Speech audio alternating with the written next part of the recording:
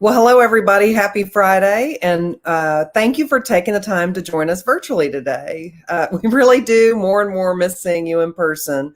But here we are the week before Thanksgiving. And I think you're really going to enjoy today's webinar. It's a topic that is important to all of us. We're going to be talking about air travel. My name is Laura Huffman. I am the proud president and CEO of the Austin Chamber of Commerce. And y'all, it has been a year. When I look at what we've done as a Chamber of Commerce since I came in April, never could have expected the ride that I would be on. As the voice of business in the greater Austin region, the Chamber has had a huge job this year because running a business is hard already, but 2020 made it even harder. We knew this business community, you were counting on us. So in April, at the request of the city of Austin and Travis County, we created and formed the Opening Central Texas for Business Task Force. Nearly 200 community and business leaders from the airport and other places all throughout the community joined us week after week as we had tough discussions on how we could reopen our economy while keeping our own public safety front of mind. So together we launched Austin, a city of us, to encourage our families, our friends, our neighbors, and our businesses to wear a mask in public, because this is the safest way to allow businesses to reopen and keep us all healthy. That went really, really well. And many of you helped us to launch that. And I think that the results in Austin from the business community standing behind these efforts were really, really strong.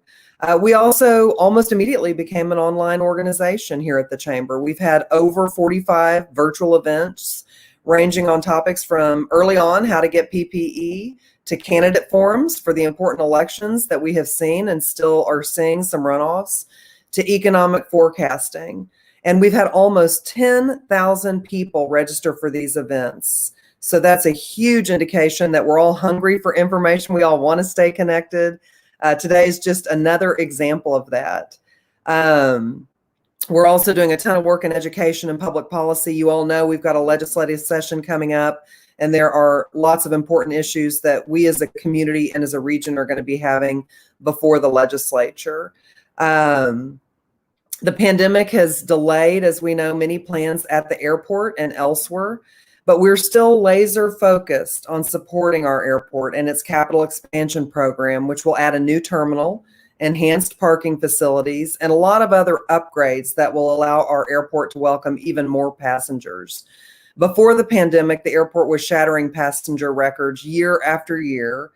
And while it may take a couple of years to recover, we want to make sure that we're in the best position possible to get these expansions off the ground. Perhaps the most exciting news this year for our organization is that 2020 is shaping up to be one of our best years for new jobs announced in our region. That was certainly helped by the announcement of Tesla, but there were other important relocations, expansions in our region.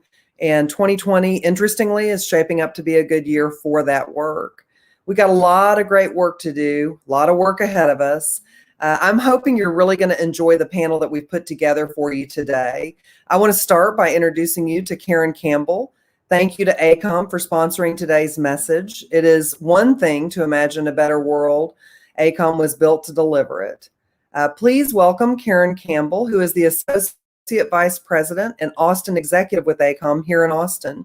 She's a graduate of Indiana University and has 25 years of marketing, business development, and entrepreneurial experience. As ACOM's Austin Executive, she is responsible for strengthening relationships with local, state, and federal private clients to better understand their issues and needs. She coordinates with local and global ACOM market sector leaders to identify subject matter experts, innovative technologies and services to create fit-for-purpose solutions for Austin-based clients in transportation, education, industrial, environmental, water, and energy industries. Karen sits on our board at the Chamber of Commerce. She's active in our programs and partnerships and regularly volunteers with the nonprofit community throughout the city, including the National Charity League and Austin Allies. Karen, thanks for being here with us, and thanks for sponsoring this important event. I know that we're all looking at this from a business lens, and this is a huge part of how we get our economy back on track. But here as we sit before the holidays, I bet a lot of us are also listening for personal reasons. So Karen, thank you and welcome. Great. Thank you, Laura. And thank you to the Chamber for having me here today. I'm honored to host this. And you're right. This is probably the time of the year with the busiest of airports. So it's certainly a timely conversation. And today's message is the first in a new series on economic recovery designed to help businesses get back on track. As airports and airlines continue to adapt their services to ensure a healthy, safe, and comfortable journey for passengers, the COVID-19 pandemic's drastic impacts on air travel continue to be felt around the globe. Joining us today, we have Jacqueline Yaft, who is the Chief Executive Officer of the Austin-Bergstrom International Airport.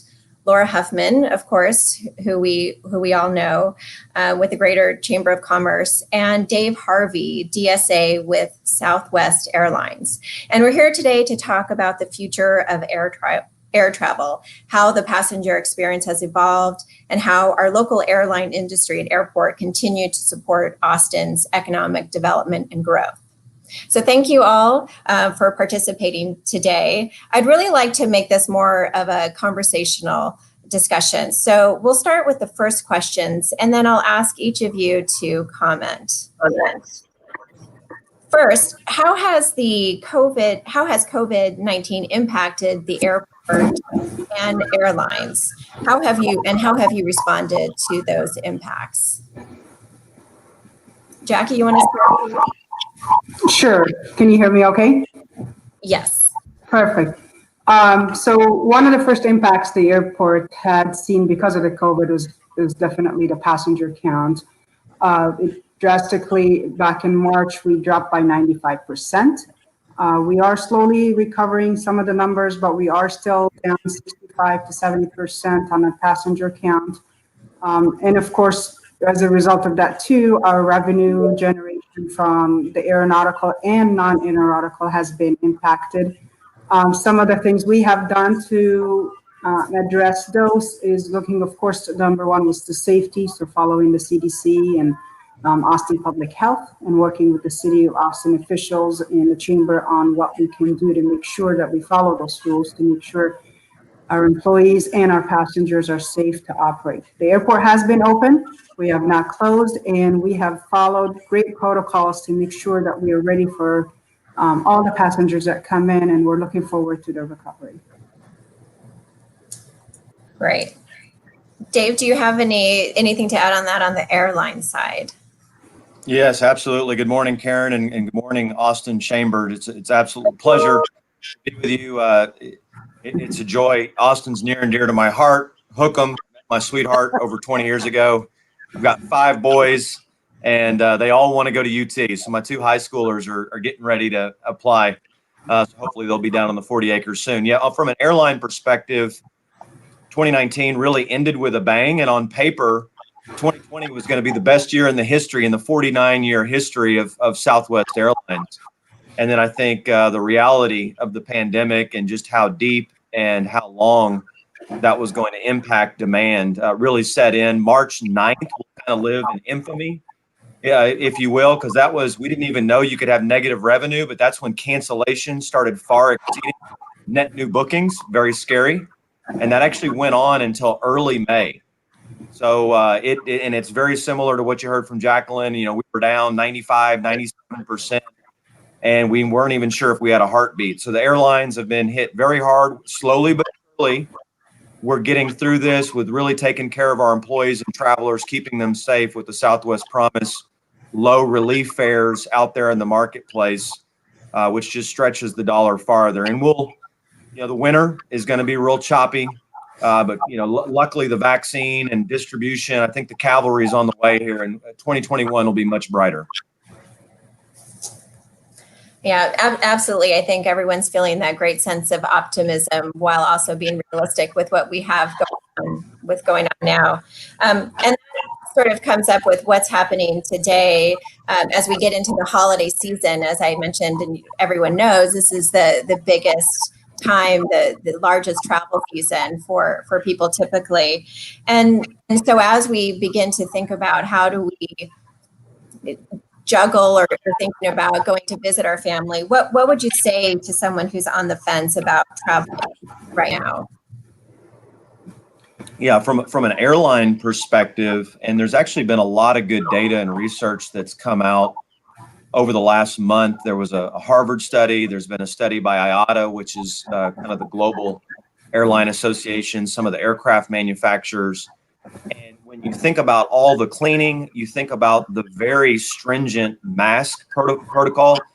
Us putting masks on is the best weapon we have against the virus, and keeping on that regularly. And then the air filtration in the aircraft, it is about one of the safest places you can be is sitting in the cabin. I know that could be counterintuitive, but when you kind of compare that against going to your local grocer or your local restaurant, the studies and the data show it is far less risky of actually transmitting COVID. So you're not taking an undue risk. The airports have done a wonderful job on the cleanliness and well-being plans. But I would say, everyone needs to make a choice. We know there's a lot of anxiety, a lot of discomfort, but I think it is important to know that folks are not taking undue risk by entering into the airline and airport space. Right. That's wonderful to hear. And certainly helpful to be coming directly from Southwest Airlines when we make those decisions. And Jackie, do you have anything to add to that in terms of those who are on the fence? Oh, and I'm sorry, you have to unmute. Thank you. I do, and it's very similar to what Dave said. Our priority, we would tell our passengers, is the safety and their health. So we have taken great measures at Austin Airport to provide that. You'll see that all our employees are required to wear masks. We are disinfecting all our facilities, and we're actually adding extra efforts into the areas that are mostly used at the airports. We've also worked with our partners in the airlines and our concession group to install the plexiglass everywhere. We've installed signage to remind our passengers of the social distancing. We've also got the PA system welcoming back to Austin Airport, but also reminding them to remain their social distancing and also to practice safe hygiene and utilize the hand sanitizer and to wear their mask at all times. We've also provided a whole bunch of other resources to be able to provide the touchless resource at the airport, either from ordering at a concessionaire or trying to check in your luggage. We've done as much as possible to be able to provide that to the customers to make sure that they're safe.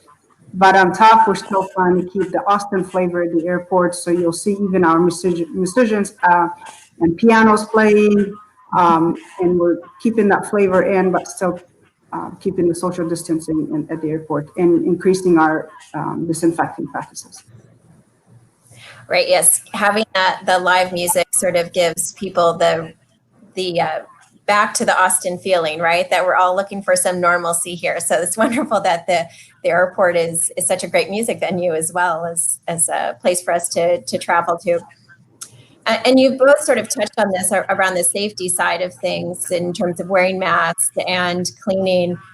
And then, Jacqueline, you also talked a little bit about the touchless technologies that you're actually implementing in advance of COVID-19 hitting us, and some of the touchless technologies that now are also safer. But can you both also touch on what has changed about the passenger experience, perhaps?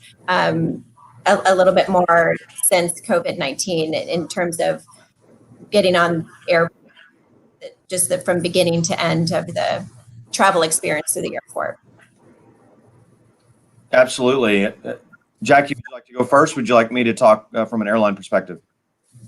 We can jump in. And I think it's important to note a few things that the traveler clearly sees and experiences. And there's also quite a few things going on underneath the covers that are unseen, but are critical to the overall experience. If you think about the end-to-end journey from curbside when you're actually going out to depart wherever you're originating from to when you land at your end destination curb, we actually break down that journey into about 80 major steps or experiences.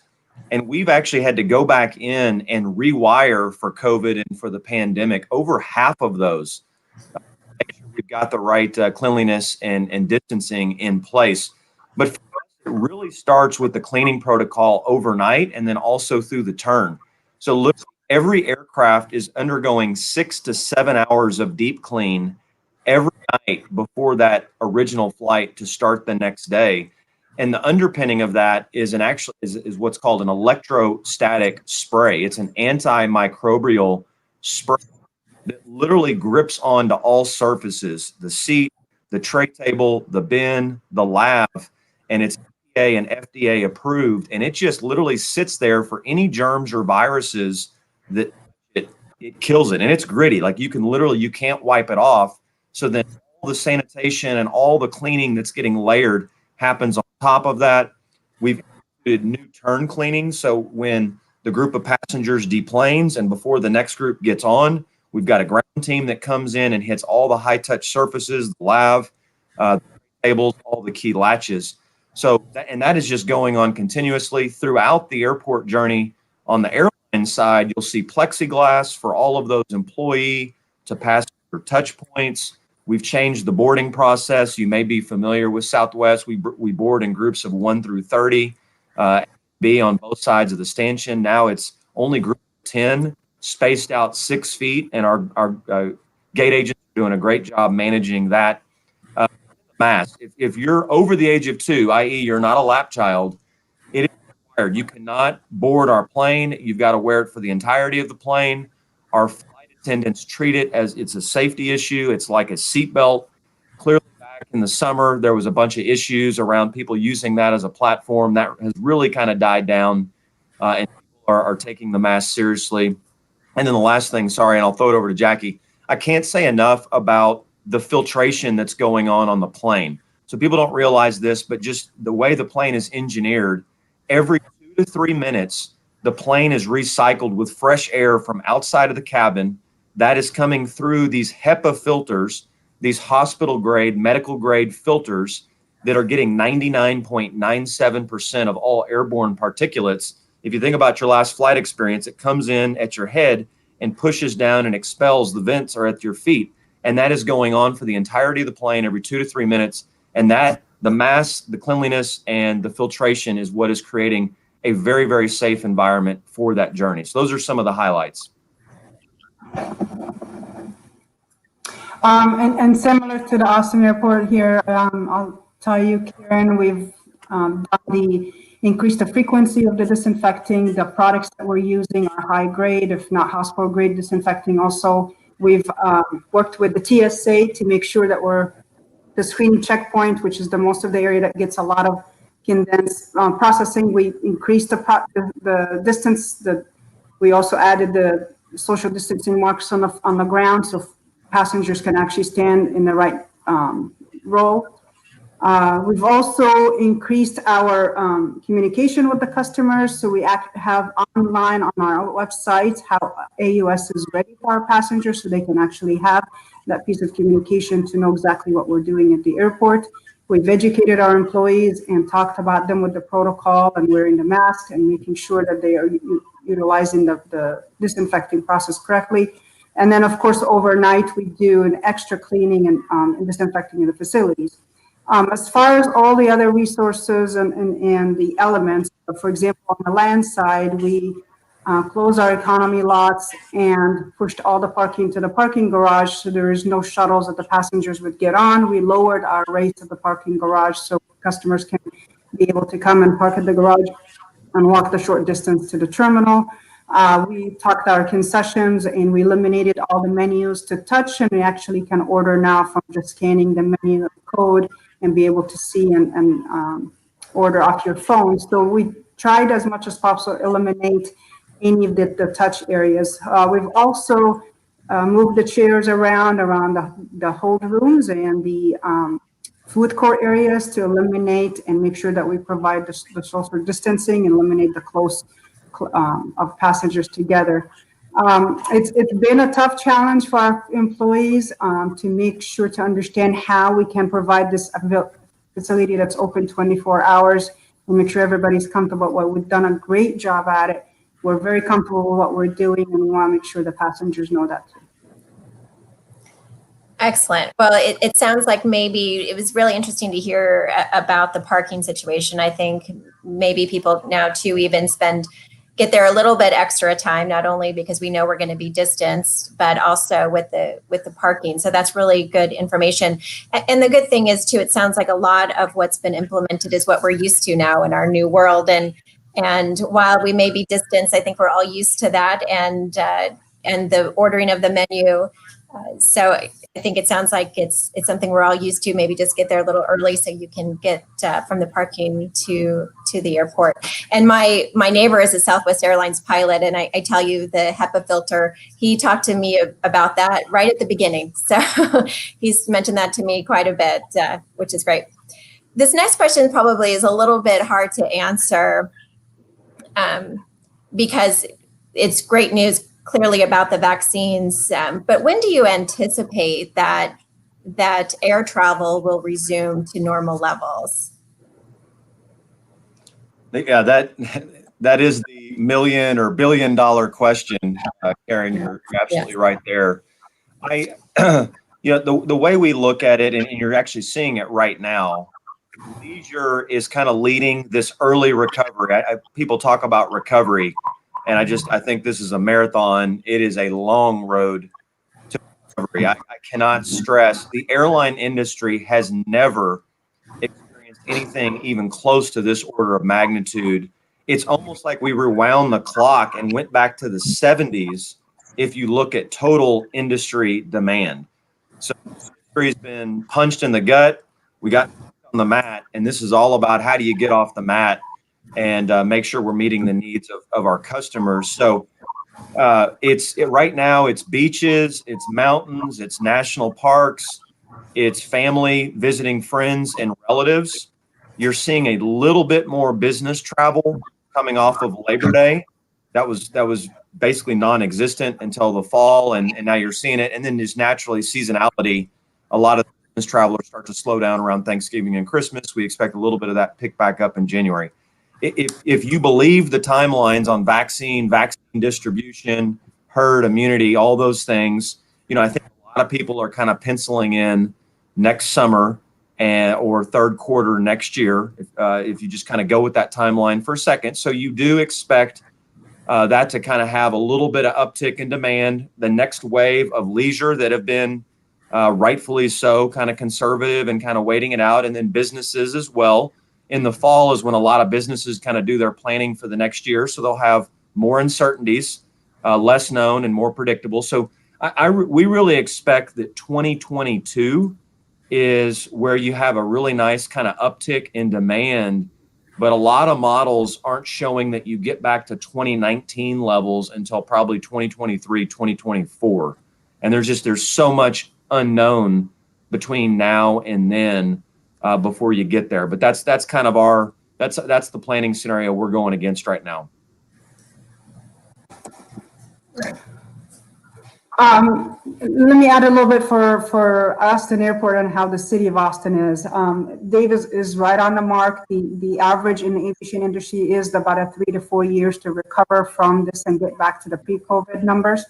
There's few things though for Austin Airport we're optimistic about, because it is the crystal ball question, when is it going to happen and how fast? However, the good news for me is Austin is a robust, very dynamic city.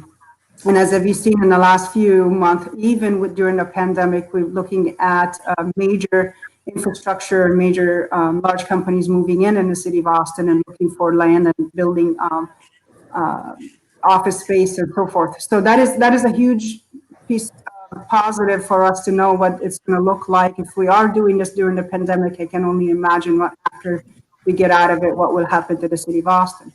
And Austin, it was growing before the COVID, airport also was growing at a large. We were one of the fastest growing airports before the COVID. So I'm very optimistic about that, because we were about to hit 2 international destinations right there and start right before the COVID in March and May, and those had to back up. But there's some good news and some good discussions going on behind the scenes with the airlines and the carriers that are currently serving the airport, and also even new ones that are interested. That's looking very optimistic for 2021. I would want to say, me personally, we're going to recover fully by 2021, but realistically, it's going to take possibly 2, maybe 3 years to see how we can recover those numbers. The other that's actually growing and looks really good for Austin Airport, and several other airports around the country are seeing, is the air cargo. It is expanding and growing, which is great sign from the e-commerce. We have Amazon and a couple other carriers that are coming in and looking at facilities at the airport. So that's another positive sign of how we're going to see Austin recover as the airport and also as the city, with the help of our stakeholders in the chamber and Visit Austin and those folks. Yeah, it's wonderful that we live in such a vibrant and growing city to help the recovery hopefully sooner here than maybe in some other areas. But we have a question from the audience that I think relates directly to this. And the talk about getting back to where we were. And where we were, in fact, was where Austin Airport was actually looking at an expansion plan. So we have a few questions around what is the status of that 2040 master plan? Sure. So the Master Plan 2040 and the expansion program that we had is dear to my heart. We were full force going forward with that, borrowing $4 billion to start building and expanding another concourse and a whole bunch of other facilities. So a couple of things is actually the positive thing of COVID for Austin Airport, it provides us now a little bit more time to be able to break the program in the right phasing and be able to manage the funding that matches that.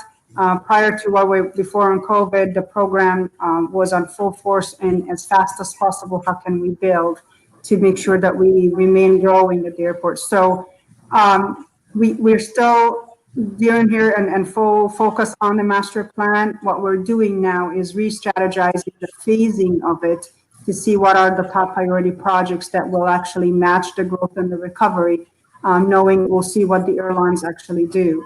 A few other things that we're working on with the international carriers and also the domestic carriers is the change that this is going to have on the travel industry as far as the business travel or the personal and leisure and how it's going to get impacted. That's going to give us an indication what type of facility do we need as far as international gates versus domestic. So I hate to say it, this happened in the right place for us in the right time, because right before we commit to actually building a certain facility that fit our need before, now this is the right time to be able to re-strategize what this program looks like. But I don't see aviation ever going away and the need to travel. So there's something definitely we will go forward with it, knowing we will still be hitting the growth market here pretty soon. Right. Great. Yeah, that's we've gotten a few comments on that. I know that's on top of mind for a lot of folks, and that also feeds into the growth of the expansion of the airport and bringing the airline back to where it was too. So clearly, air travel, Laura, this is probably a little bit directed towards you. The air travel ecosystem plays a large part in providing jobs and connecting Austin to the world. And you talked about the great growth in jobs that we've had in Austin over the past year. Can you tell us a little bit more about the air travel ecosystem and what the airport supports for our local economy? Yeah, I'm happy to. Let me start by thanking Jackie for all that you're doing at the airport to make sure that air travel does come back, to make sure it's safe. And Dave, you guys are knocking it out of the park over there at Southwest, and you're welcome to send all 5 of your sons over here to UT. We'd welcome that. So listen, we know this from an economic development perspective. Infrastructure is really important, and that includes the airport. In fact, the airport is a focal point for that infrastructure. So as businesses are looking to locate in Austin, as they're considering growing in Austin, the airport is a central part of that decision making. And so for that reason, at the Chamber in 2010, we created a very focused air service task force to make sure that we were partnering with Jackie and with the airlines to make sure that we were providing the infrastructure that businesses need to be successful in Austin. So that's step one. The airport in and of itself is an economic engine. There's more than $7.5 billion that are generated to the local economy from the Austin airport. So we can't forget about it as an economic engine in and of itself. One of the things that we have focused on is making sure that we have as many of those direct nonstop international flights as possible. And we've landed them. You can go to London, Frankfurt, Amsterdam. Amsterdam is actually going to get pushed back. That was one of the ones that we had online for 2021. It's going to get pushed back. But making sure that we have those direct flights is really important to our business community. We are hopeful that we can get a nonstop Asia route at some point here in the future. That will all depend on what Dave said. When will we see air traffic, return to some sort of normalcy? And when will the demand be there for that nonstop route? Whether it's international or domestic, those nonstop routes are really important to our businesses. And so that's one of the big focal areas for us. We also think it's really important that when you land at our airport, you're in Austin, right? You can't take 2 or 3 steps without bumping into Amy's Ice Cream or Hoover's or a Keep Austin Weird t-shirt. And we want people to feel like they've joined our community when they land at that airport. And so all of the efforts, Jackie, that you and your team have made to make that special. It is fun to get off of a plane and hear live music and to know that you're someplace special. So that's all part of economic development. Not only is it making sure that this airport is providing the functional purpose for our business community, it's also important that our businesses are getting what they need from a personal standpoint. So when Dave talks about what's happening right now as people are making personal decisions about holidays, being able to reassure our folks that it is safe to go to the airport, and even to talk about some of those extra steps that the airlines as well as the airport have taken. That's all really, really important. And it just says that we care about this community, and we're going to make sure that we are playing our part and making sure that we're doing everything we can in Austin to push this pandemic back and hopefully return to some sense of normalcy, including air travel, as quickly as possible. So the airport is an economic engine, and it is an important piece of infrastructure for all of our businesses and for businesses that are looking to relocate in Austin. Karen, can I piggyback off of that? That was great, Laura. Please do. I couldn't echo that enough. Actually, I want to confirm something Jackie said before. Texas is strong, and Austin really is at the front of the list as far as the strength and growth. So much of this in recovery is going to be a state and local play, and there's going to be winners and losers, and Austin is going to be a winner. And specifically for Southwest, if you look at which strategic markets like Austin, we actually clearly with COVID, we had to right size our network to the demand that was out there, but we actually didn't pull back Austin as much as other markets. And when you look at as we got to go to the end of the year and into 2021, we're actually reinstating our network faster. Just as an order of magnitude to what Laura was talking about in 2019, and we are proud to be Austin's hometown carrier. We're approaching 40% of the customer share if you think about everybody coming in and out of the airport. So over 5 million customers flew Southwest in and out of the Austin airport in 2019.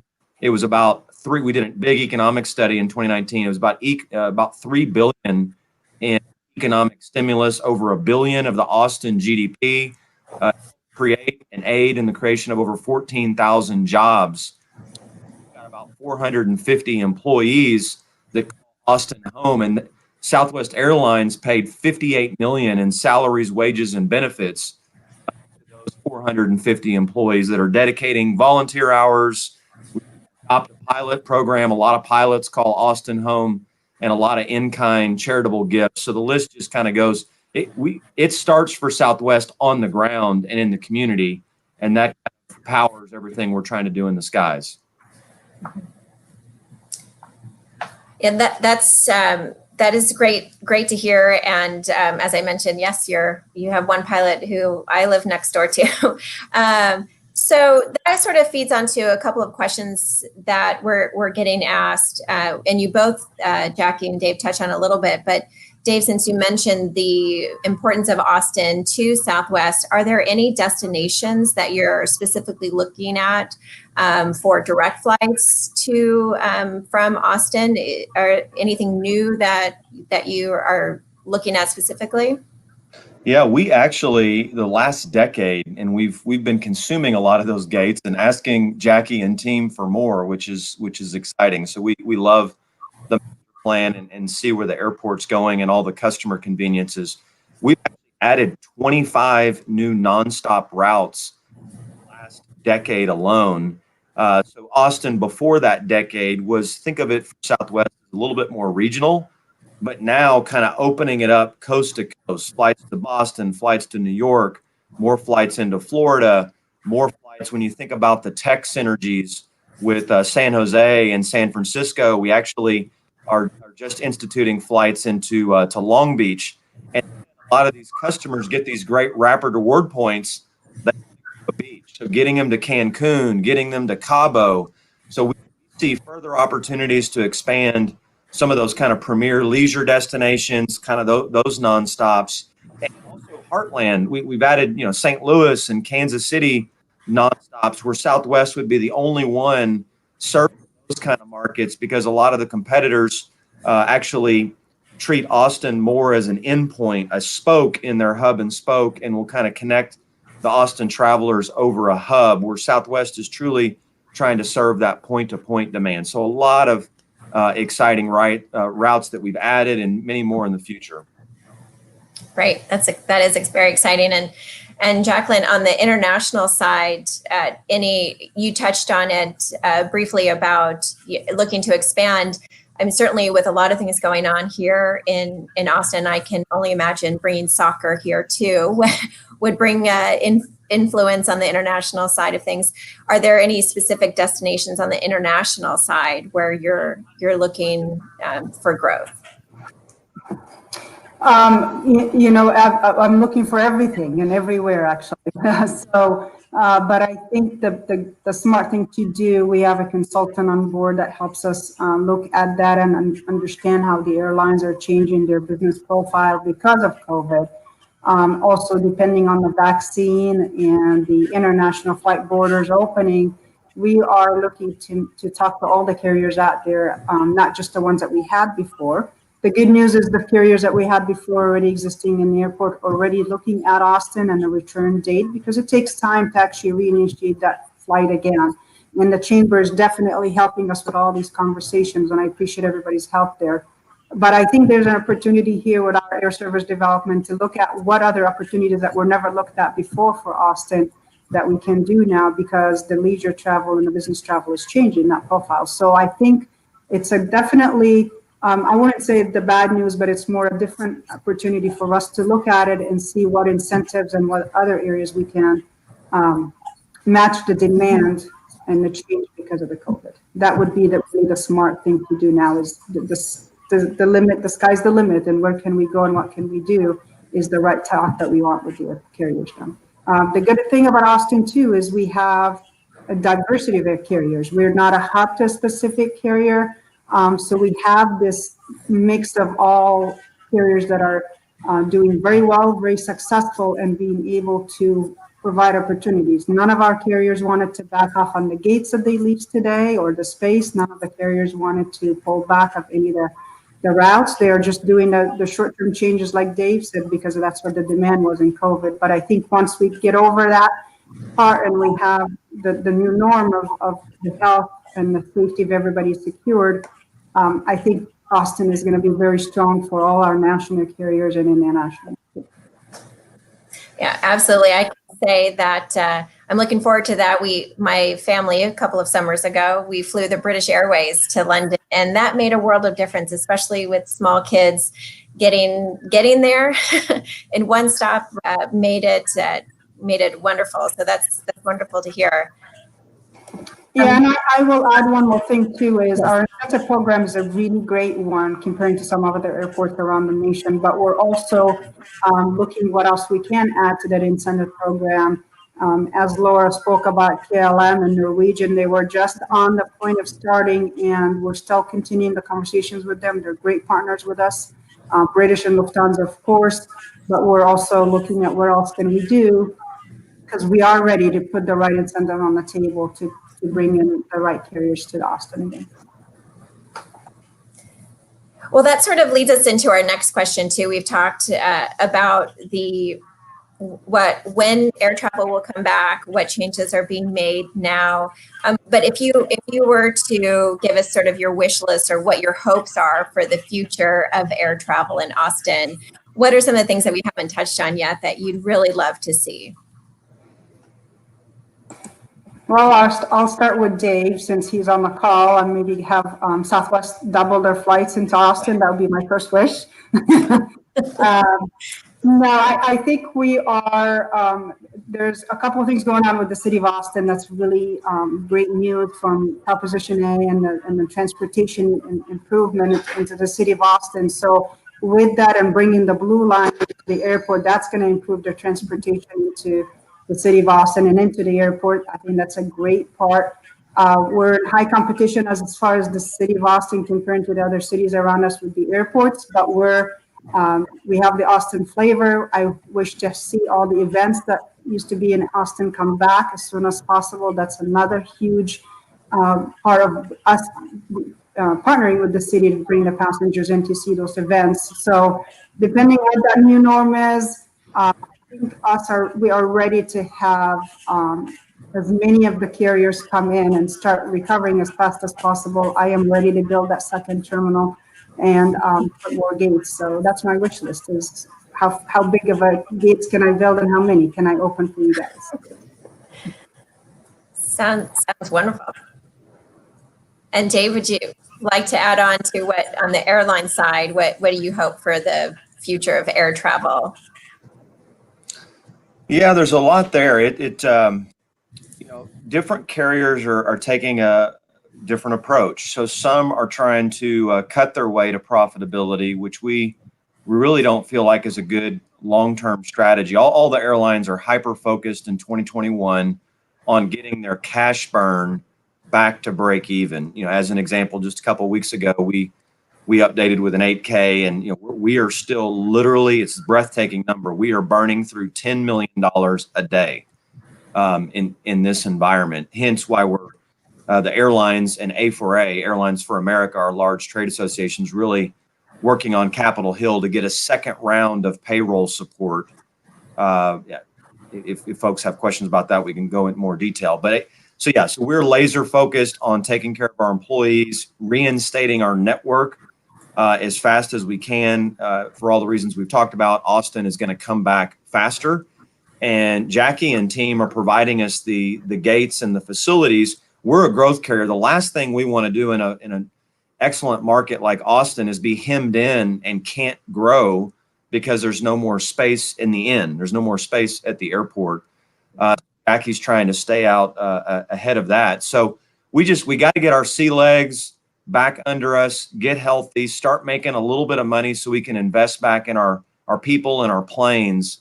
And then markets like Austin can kind of grow from there into the decade. Mm-hmm. Yeah, I'm looking forward to it. I see several comments in here on our chat of people looking forward to all that Dave, you and Jackie both talked about, what you hope for the future. Lots of comments, especially around those international flights, and also just looking forward to some of the efficiencies that have been developed and the safety protocols sort of moving forward. And there are some great advancements that we can take advantage in these sorts of situations. I sort of have one last question, and yes. I was just going to jump in there real quick and say, I love hearing Jackie's wish list and Dave's wish list, and there's certainly a lot of hard issues that we've been dealing with in our region. And COVID has shown a light on some of the bigger issues. But I mean, my wish list is already coming true here. This is an area where infrastructure and innovation is shaking hands.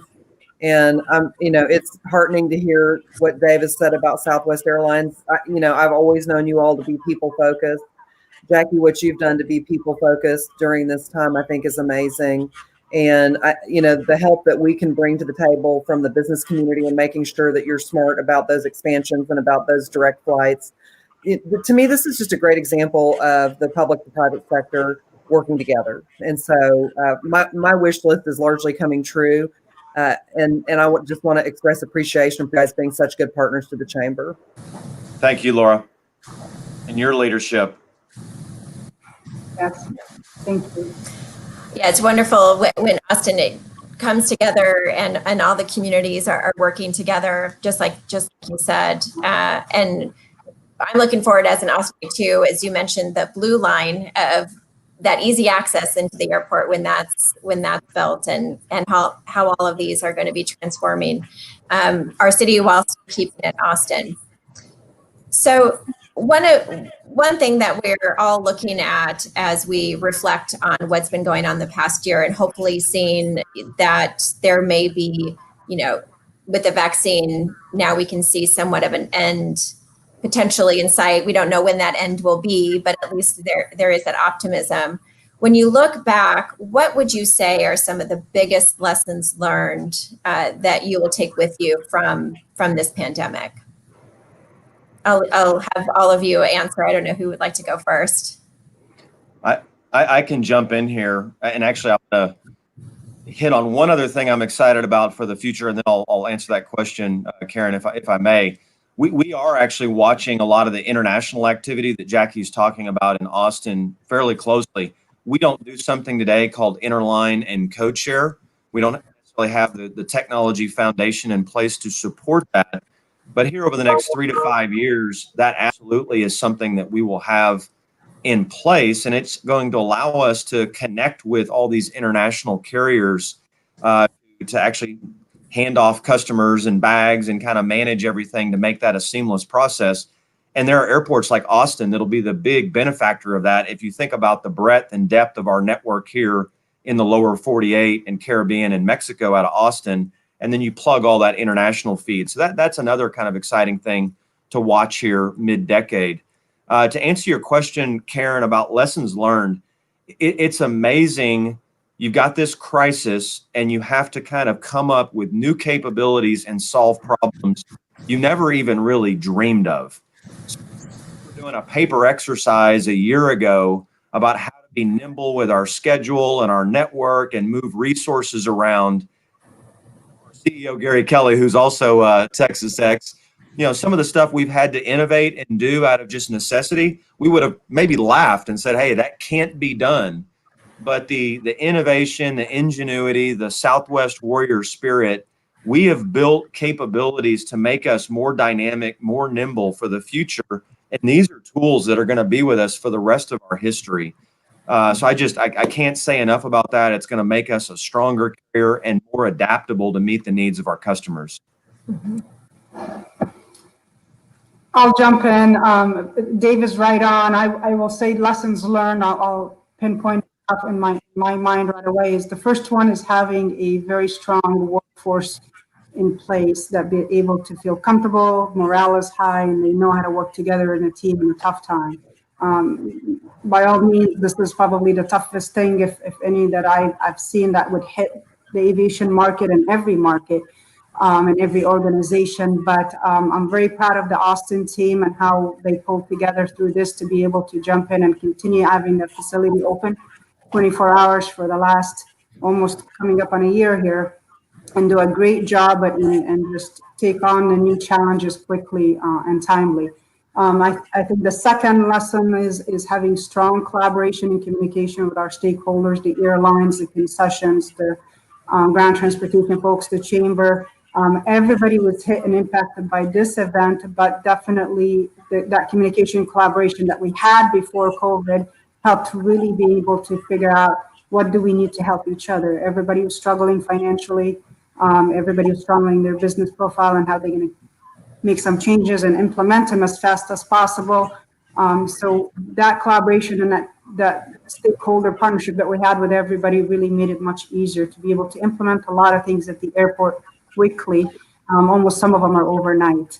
And then I think the last, another lesson is the financial And that's kind of matches what Dave said. We used to not think sometimes of that we can do more with less, maybe on the financial, or this event and this COVID had forced us to think about how we can cut the budget and be more efficient on certain areas and think, oh my God, we can't do this. The airline is expecting that, or the passenger is expecting different. But we were able to deliver really great customer service with making major budget cuts in the background and be able to continue operations. So it made us smarter on the financial side. And it's a great thing, again, for the future. If we are to implement the 2040 master plan, now we have a different mind of how we're going to be able to implement it to match our expenses and increase, find new ways to create revenue to be able to, put out that CIP program together. So a lot of lessons learned, and there's a lot more still. The system is getting stressed every day, but we're maintaining being a positive attitude through this to be able to say, as a community, as an airport, as a city, as a state, and as our country, we will get through this together is another thing. Yeah, one of the things about Austin is that we've proven to be resilient time and time again. And we've had a big test this year, but as Dave said, and as Jackie said, we are expected and we are showing that we're going to come out of this pandemic very strong. I think the fact that this is one of the best years we've ever had in new job recruitment and company relocations is a sure sign of that. It's also been a year where we've learned a lot, right? I mean, we've learned that that Austin is willing to invest in infrastructure even during an economic downturn. And I think that the passage of Prop A, by a pretty wide margin, is an indication that we understand the importance of infrastructure to our future. We are growing and growing quickly. We've been one of the fastest growing cities in the country for a very long time.